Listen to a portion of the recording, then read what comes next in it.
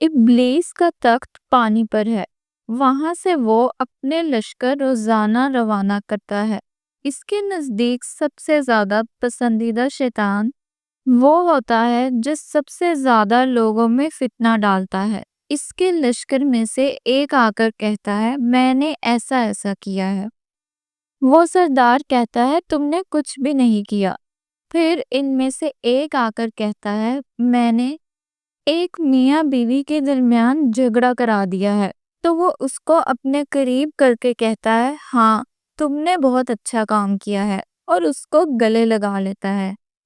میاں بیوی میں اختلاف پیدا کرنا شیطان کے نزدیک سب سے بہترین کام ہے، اسی لیے ان کے اختلافات سے صرف دو انسانوں ہی نہیں بلکہ دو خاندانوں کے درمیان لڑائی ہو جاتی ہے، جس کے نتائج بہت ہی برے نکلتے ہیں۔ لہٰذا میاں بیوی کو ایسے موقع پر اعوذ باللہ من الشیطان الرجیم پڑھنا چاہیے۔